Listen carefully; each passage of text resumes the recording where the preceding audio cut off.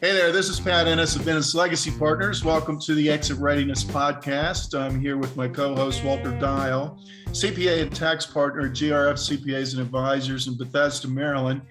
Our mission here on the podcast is to provide you, the business owner, with subject matter expertise on topics pertaining to building transferable or sellable business value, and then planning for your eventual exit from the business. We want to help you build a business that's transferable and then exit successfully on your own terms and conditions. In 2021, Walter and I both had the opportunity and the privilege to be speakers in an impactful and well-attended virtual exit planning conference in North America. And 10X Live, the Exit Plan Summit was the name of the event. And it was founded and hosted by today's guest here on the podcast, Scott Duke. And Scott is, he's a lifetime entrepreneur, built 11 companies, everything from hot dog carts when he was probably 5 years old, to radio stations, multi-location sports facilities. He's done a lot of stuff, and he's a young guy. Currently, Scott's the owner of OpnRoad. That's OpnRoad, OpnRoad, which is an M&A advisory firm servicing most specifically the construction industry or sector. He's also the founder of Wellstand Business Brokers and a managing broker of a chain of property management companies in British Columbia, Canada. You can find Scott on his YouTube channel, The Happy Dealmaker. And then at the annual Exit Plan Industry Conference I mentioned a second ago, 10X Live, or on LinkedIn, The Happy Dealmaker. So Scott, hey, welcome to the podcast. It's good to see you up there in snowy Canada. Yeah, I know.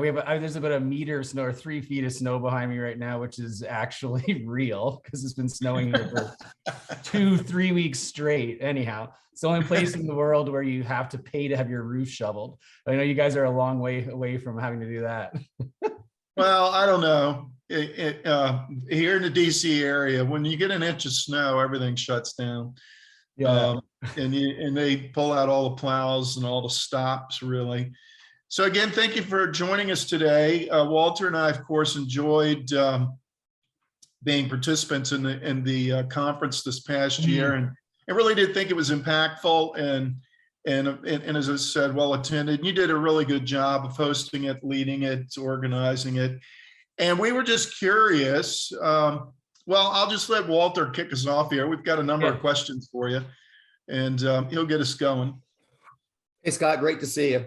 Good to see you, Walter. And yeah, thanks again for having both Pat and I on at the conference as guests. We really enjoyed it. And like Pat said, it was really impactful. I mean, just a really powerful time. So thanks for hosting that. Yeah, no problems. You got the advantage of speaking to everybody, pre-conference, post-conference. So we just thought it'd be great to have you on our podcast so our listeners can kind of hear some of the key takeaways from the conference. But before we get to that, why don't you give us a little background on how you got into your career of selling businesses, and then how did the conference end up evolving? Yeah, for sure. It's like it's like a Plinko game to get to where I am now. But so basically, when I was in high school, not to start and like drag us through it, but I just realized that the people that were doing really well, the parents of the kids that I was around that were doing really well, all own their own companies. I asked them, I said, hey, what do you guys do? And so that planted a seed that I should probably be a business owner. And I didn't start a first business really until university, and is quite common. What people do is they do painting companies, they run College Pro, that kind of thing. So I had a small business called Lakeside Quality Painters. So that's where I got into the business world. I did have a small career, I can't even call it career, small 3-month window where I worked in the corporate world in Toronto, kind of downtown Toronto. But I didn't last long there because the first paycheck I got was not comparable to what I was making at my painting company. So that got me down the road of being an entrepreneur. And then from there, I did a whole bunch of different stuff, as Pat mentioned. The hot dog cart I actually did when I was in my later 20s. And it was a kind of a segue between, we ran a business, that business we ran for 5 years, we grew it. It became the largest facility for Pat and I off the call, before the call, we're talking about water skiing, but it was the largest facility in North America for wakeboarding. And that business didn't sell. It just shut down because of partnership dispute. And that was part of my journey, is figuring out, hey, listen, we had created all this value, had lots of customers, staff, everything, everybody was happy. We had 25 people working there. And then we just shut it down. So I didn't know at the time that you could sell or transfer a business and create transferable value. So that was kind of a tragedy. And then when that happens, for any entrepreneur who's been through that story, whether you went through bankruptcy or, you had to shut your doors of your business for whatever reason, you end up going into, what Dr. Seuss calls the lurch. And the lurch is a tough place to be. And while I was in the lurch and trying to figure out what I was doing next with my life and picking up the pieces, that's when I ran a hot dog cart, which, by the way, is quite a profitable business. It's not bad. And so anytime you see the person out there in the street cooking hot dogs, they're doing better than you think. But anyhow, after that, I started a property management company. We bought one and then built it and then sold that to private equity. And that really kind of whet my appetite for the M&A space and, selling businesses and helping people, because we'd now proven that we could create transferable value. And going through that experience, when you have the liquidity event at the end, is quite a nice thing. And it kind of sets you up for really whatever else you want to do in your life afterwards. And that's what led me into this space. And, it's an amazing place to be. So that's kind of, the quick background of my story. And then as far as the event, it was really it was triggered by, for those that are in the marketing industry, there's a guy named Russell Brunson, and, he owns the company ClickFunnels. So I signed up for his exorbitantly expensive private 2CCX coaching course. And one of the things that they wanted us to do in that course was basically put ourselves out, step on the main stage in our industry, and get all the top players in the industry that we operate in, and put them all into and get them all to speak at one event. So it's basically was trial by fire. It was, I will say it was one of the more challenging things I've ever done in my life, because you're putting yourself out there to people like yourselves and asking, hey, listen, I'm a guy you don't really know, come on this event that's, never run before and is, brand new. And the question there, who the heck's Scott Duke, right? So that was a bit of a challenge to get that going, but we did end up having 30 speakers on it. Each speaker spoke for an hour, and each speaker, the qualifications were interesting, because you had to, own one of the largest M&A firms in North America, or be a top of your game in the exit planning industry. And we had, the top company in Australia, and we had the top company in the US or the UK, and all the founders of these companies came and spoke at our event. So it was incredibly successful in that regard. And we had 700 business owners that came out to it, that were at the stage in their, business career where they were looking and thinking about exiting. So that's where was the impetus for the event. And like you guys had mentioned, it was fantastic. And at the end of it, looking back in the rearview mirror, it was an enjoyable experience. But while I was driving the car, of the event, it was, it was intense. But we learned a lot at that event. And I'm, happy to share the stuff we learned in the podcast. Yeah, so let's stay on the event for the foreseeable future here. To Walter's point, you benefited from talking to not just guys like us and gals and like doing what we do prior to and during and after, but also business owners. And so we're really curious, because I think it would help our listeners to hear from you. Then what was the biggest? Was there one big takeaway for business owners those 700 business owners who attended the event? Mm-hmm. Well, the big question that we asked, was kind of the hook of the whole event, was asking all these advisors, what's the one thing that you would tell your client or someone that you're working with, business owner, that they could implement that would give them the highest probability of success? And the word I used was guaranteed successful exit. But I mean, guaranteeing anything is really difficult, especially in this industry, as you guys know, because there's like 80% of businesses fail when they try and exit.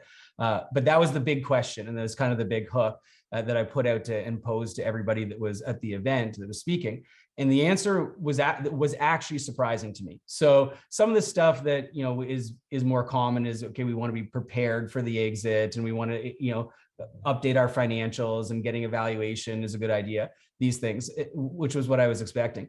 What I wasn't expecting, which ended up being like hitting the top of the radar as far as, scoring wise, is the owner knowing what they're doing afterwards. that ended up being, of the 30 people that we interviewed, that was the number one response from people that are experienced in the industry. And I just found that incredibly interesting because it's very much less tangible, right? So, okay, sure, I can go out and I can purchase a valuation, which, by the way, is, you must do if you're a business owner thinking about exiting. That is an absolute must. And we can talk to that a little bit more.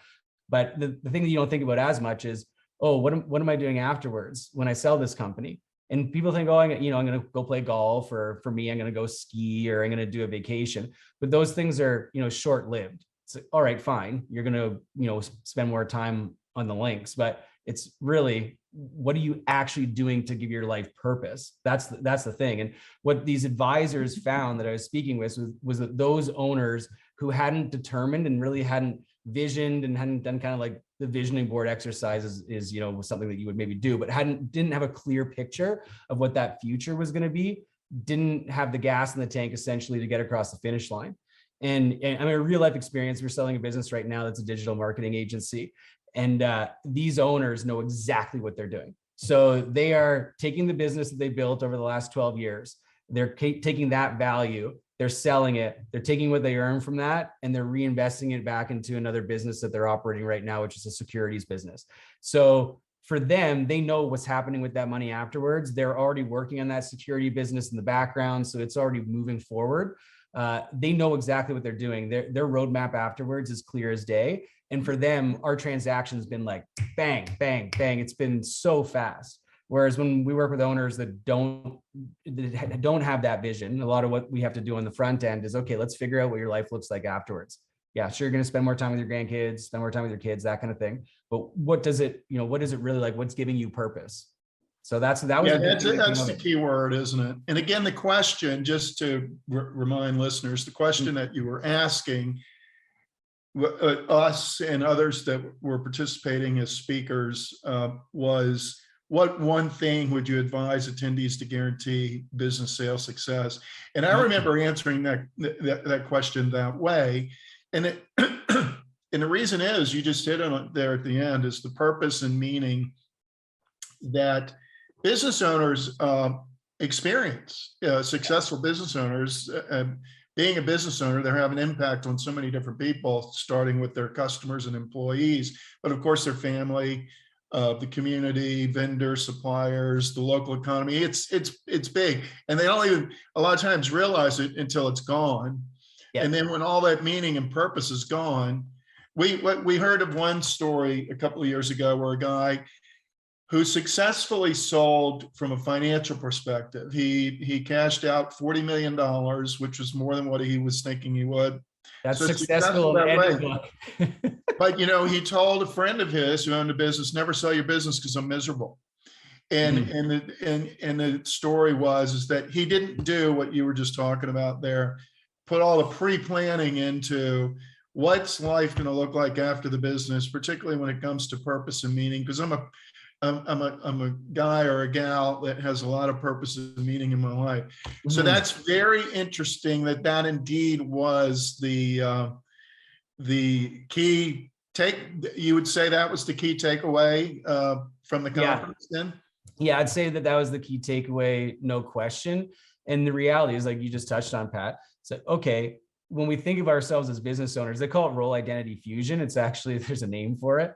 And we are our business. And this is like going back to my wakeboard camp that I ran. It's like, that was my identity. It's okay. I was in the ads. And if anyone's followed your stuff, they know that one of the issues of, selling a business or getting a business repaired is owner dependence, right? So if we want to talk about a business that was completely owner dependent, the wakeboard camp that I ran was that. So it was technically an unsellable asset at the time, but shutting it down, it's like, I didn't know who I was afterwards. It's like, I just really lost my entire identity, and you kind of have to go and rebuild that. Right. So that's probably what the story of the person that sold for $40 million, which is definitely a happy payday. But if you lose your identity in the process, it really, is it worth it, right? So that's, I think, what a lot of business owners, and we've run through experiences where we get to the finish line and we have an offer on the table that's, been, given to ownership, and they don't accept it. And the reason why they don't accept it is because they haven't figured out what their life looks like afterwards, right?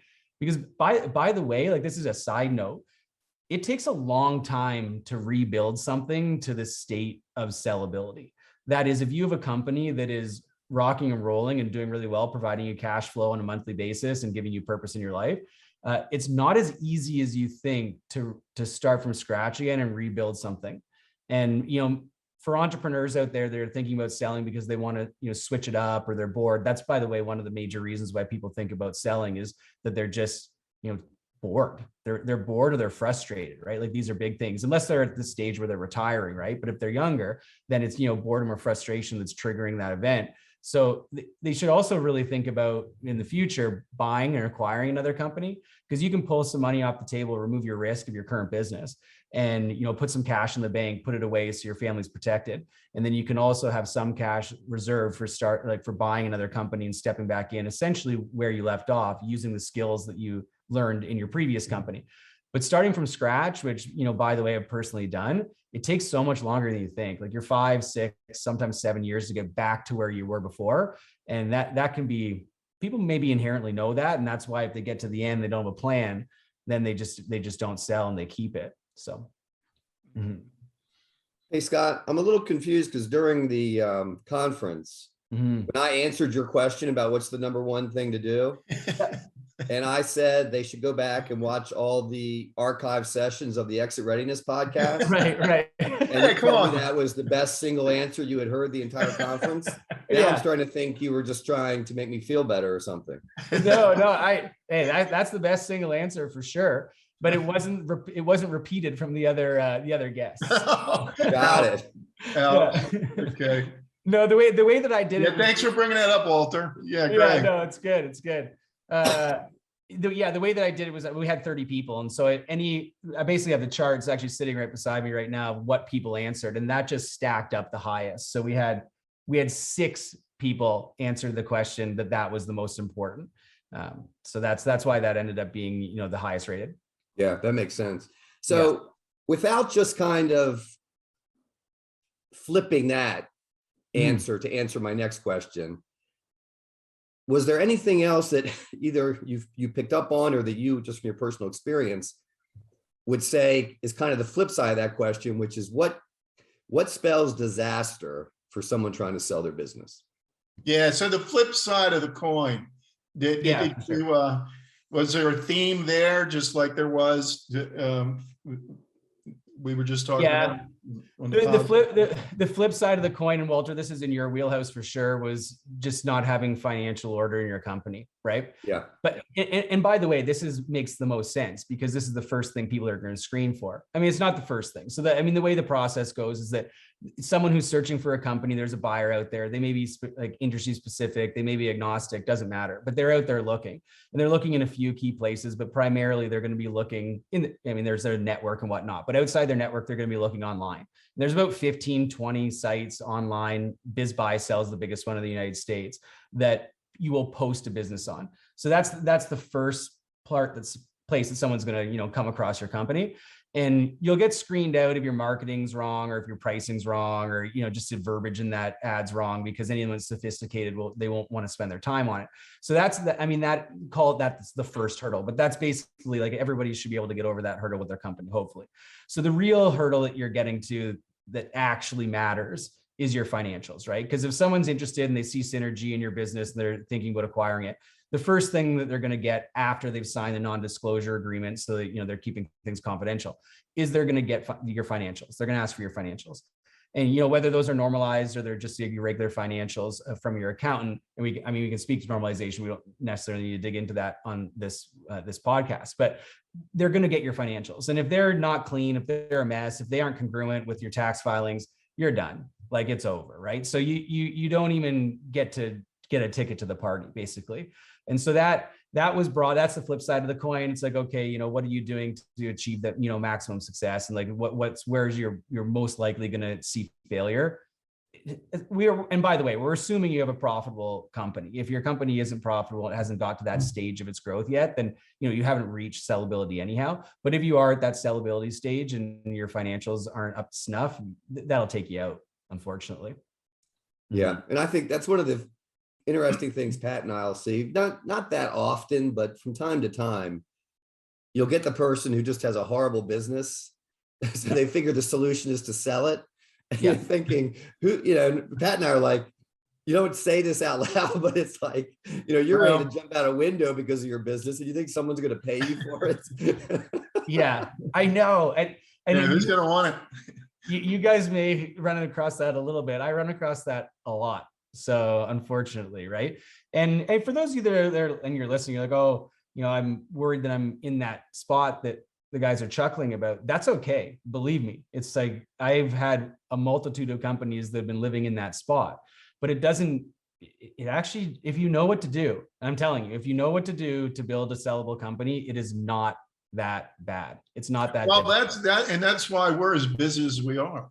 Because as you know, the work that we do is to get owners and their businesses to a place where we can introduce them to a transaction intermediary like yourself, and you'll have a product to take to market. If indeed that's going to be the best exit route to achieve their goals, as you know, we're agnostic about which way they exit. But you're right. I mean, that it's not that tough. It can take some time. Yeah. And it's good to take as much time as you can, because then you can budget the time and the money to make it happen.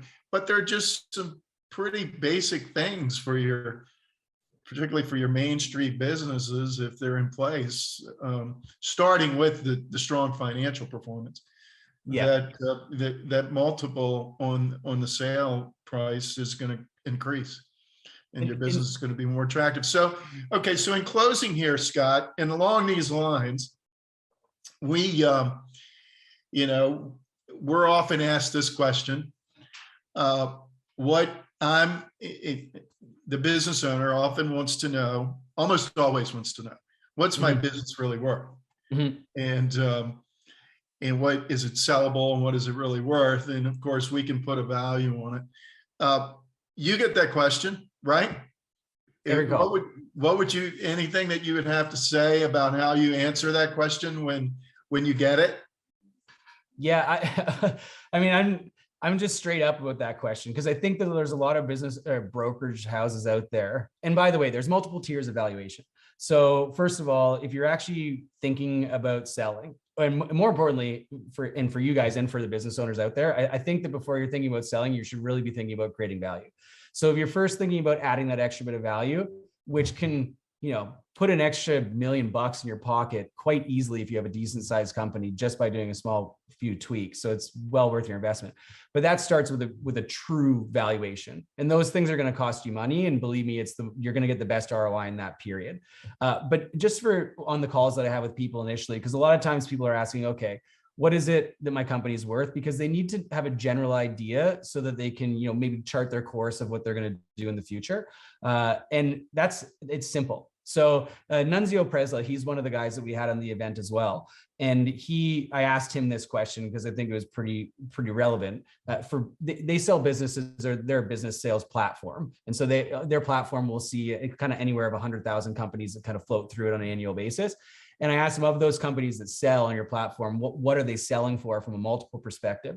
And he said, it's interesting because they pulled the data, like this was in 2020 data, because this is the 2021 conference, but they pulled the 2020 data and it bang on, like nailed perfectly on three times multiple, which I thought was like flabbergasting. He said it literally was like 3.001. He's like, it was actually like perfectly 3.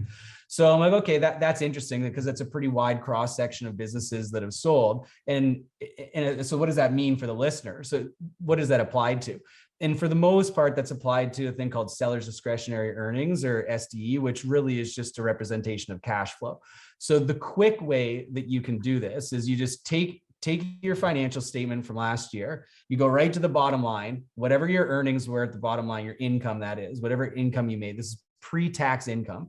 Just take that number, add on any salary that you paid yourself, not dividends, but add on any salary and add back any amortization. So you're taking out those two expenses and putting them to the bottom line.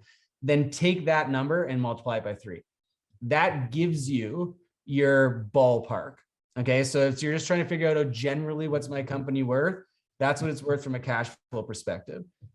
The follow-up that I have to that, if there's if companies are kind of asset rich, if they're, capital intensive and have a lot of equipment, is, well, my equipment's worth more than that. Okay, well, then maybe your business is worth more, looking at, call it the balance sheets, look more at the asset side of things. But for the most part, the average business is, you want to be selling on cash flow, a multiple of cash flow, use 3, and that'll get you your ballpark. And if you want to dive in deeper and you want to know how you can increase that value, then go get a real valuation. It's worth every single penny. Yeah, we usually give them the ballpark of 1 to 3. Yeah, it's for business your size. Talking about these Main Street businesses. exactly. It'll be Yeah. somewhere between 1 to 3 on the seller discretionary earnings. Mm-hmm. Well, this has been terrific, man. Great content. Any in closing here, is there any last thought that you think could be from the conference, if you will, that could be helpful that we haven't talked about? Yeah, one of the things that was repeating over the course of the conference, and that Ace Chapman probably was most succinct in saying, is that he's like, you just want to build your company like a franchise. And, for those individuals that have built their company outside of the franchise network specifically so they could have more autonomy and control over it, this isn't saying that, okay, we want to make your company a franchise. Like, you want to think of your company when you're going to sell like a franchise. It's like, okay. And what he said, which I thought was really interesting, is like, if you think of McDonald's, you think of Subway, you think of kind of the major chains, they sell just their system. It's like, I got to go out and I got to buy the land. I got to finance the building build. Like, I have to finance all this. Plus, on top of that, I got to pay to go to McDonald's University and just have the privilege of using their system. So when you think about a business, in your business, it's like, okay, what is my system worth that I'm selling? Because that has an extreme amount of value, especially for buyers in the marketplace today, because and not to be offensive, it's like the younger generation that's coming up below that we see, that we work with. And these are individuals that are kind of in their 30s, maybe they're in their earlier 40s. They've from scratch had the benefit of starting their companies with the CRM ecosystem being available. So it's like Salesforce existed when they started, Zoho existed when they started. They're just more comfortable with everything technology. They're just it's more part of who they are. It's more part of who they are. Old guys like Walter and us old baby boomer dudes, it's just harder. Well, these guys have built they built their businesses with the system along the way, right? Because when they started, like, okay, I want to start a company tomorrow. What software am I using? That's basically the question they triggered. Am I using, whatever it might be, Shopify, so Square. But either way, these businesses, they have that infrastructure and they have the systems kind of built into them. That was the other big thing that came out of the conference. I would say was that, know what you want after the sale. So you kind of can set your sales appropriately to target that. Mm-hmm. And then it's like, all right, is my business systematized? That's it. It's like, if you have those two things, and obviously your financials are in order, you are 80%, like ahead of 80% of the field. Yeah. So. Absolutely. That's right. Mm-hmm. Yeah. Okay. Well, that's good. That's a good place to probably wrap things up today. Yeah. Excellent. But I love. We need to talk more. Have me back if you will. That was too much fun. Yeah. You can come back. Yeah, sure. You've done a good job. We'll have you back, right, Walter? Well, we'll talk about it. We'll have to talk about it offline. Yeah, we'll have to get into committee and talk about it. But I really enjoyed that. Chance of being asked back. Yeah, we'll see. Thanks so much for having me on, and much appreciated. Oh yeah, Walter, you want to close us out? Yeah. So Scott, this has been great. Pat and I always enjoy speaking with you. We benefit a lot, and I'm sure our listeners do as well. Is there anything you want to promote today? You got any exciting things going on you want to tell our listeners about that they can participate in? No, I mean, people are interested in selling their companies. They just want to have a chat about it and dive a bit deeper. They're welcome to contact me. I think that the happy deal maker is kind of my online persona, call it. So if you go to LinkedIn and type the happy deal maker, that'll get you to me, and happy to have a chat. Okay, fantastic. Thank you. Mm-hmm. And listeners, if you want help in maximizing the value of your business or planning your eventual exit, you can reach Pat at 301-859-0860. And you can reach me at 301-951-9090. You can learn more about our firms at grfcpa.com and nslp.com. And if you visit exitreadiness.com and use the code podcast, you'll receive a 10% discount on all virtual products listed. So as always, thank you for listening. And until next time on the Exit Readiness podcast, this is Walter Dial and Pat Ennis signing off.